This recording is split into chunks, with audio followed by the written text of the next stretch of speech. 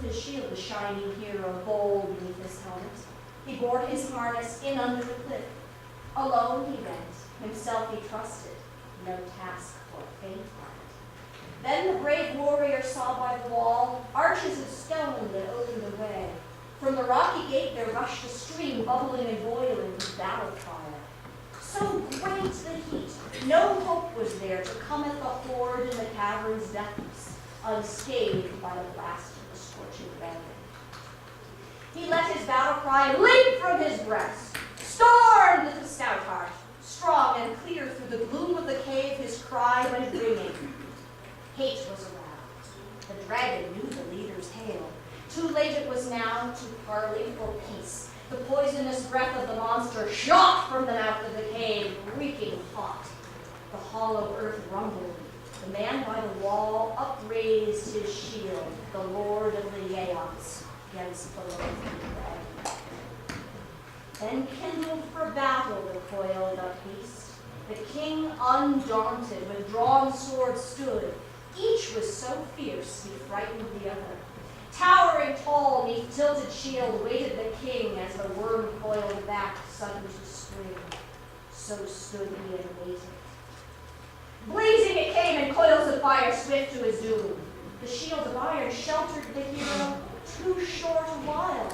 Life and limb it less protect than he hoped it would, for the weapon he held the first time in battle he tried that day. Weird that not will he should win the fight.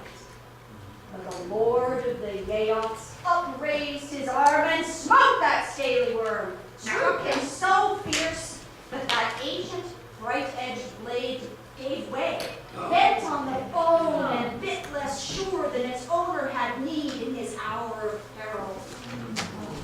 The sword stroke roused the wrath of the cave guard. Fire and flame afar he spurted, blaze of battle. But Beowulf there no victory boasted. His blade had failed him, naked in battle as never it should have, well-tempered iron. Nor easy it was for Edge-Theas the heir, the honored and famous, the earth to forsake, forever to leave it. Yet he must go, against his will, elsewhere to dwell. So we all must leave this fleeting life. Ere long the foes, bursting with wrath, the battle renewed. The dragon took heart, and with heaving breast came charging again. The champion brave, strength of his people, was sore oppressed and folded by flame.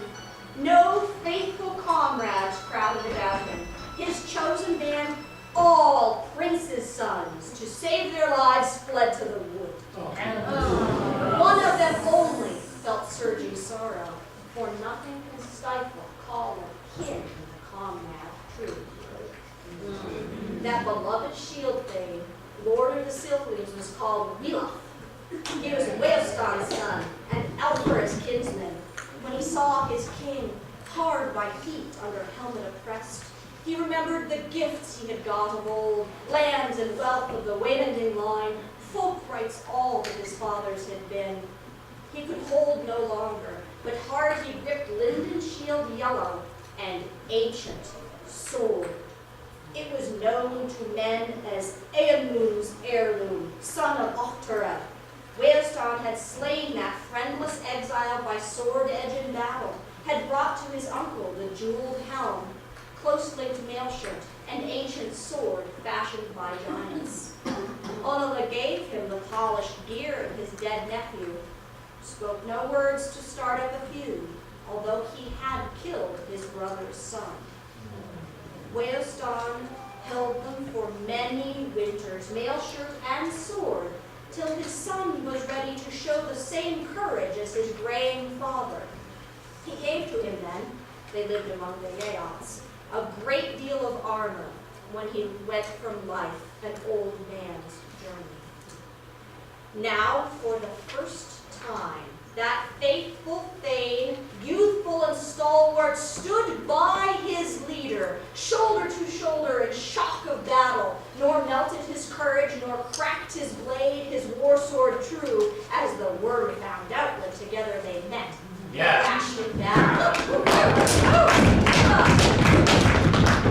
Beowulf in wrath upbraided his comrade. comrades. Sore was his heart as he spoke these words. Well I mind how our mead we drank in the princely hall, how we promised our Lord, who gave us these rings and golden armlets, that we would repay his rich war gifts, helmets and armor, if haply should come his hour of need.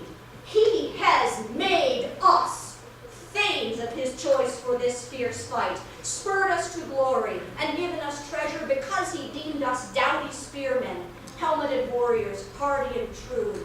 And yet all the while unhelped and alone, he means to finish this feat of strength, shepherd of men and mightiest lord of daring deeds. The day is come. Now is the hour he needs the aid of spearmen good. Let us go to him now, help our hero while hard bestead by scorching flames.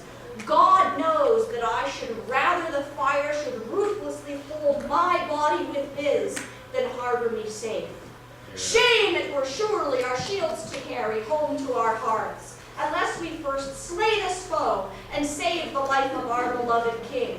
Full well I know to leave him thus alone to endure, bereft of aid, breaks ancient right.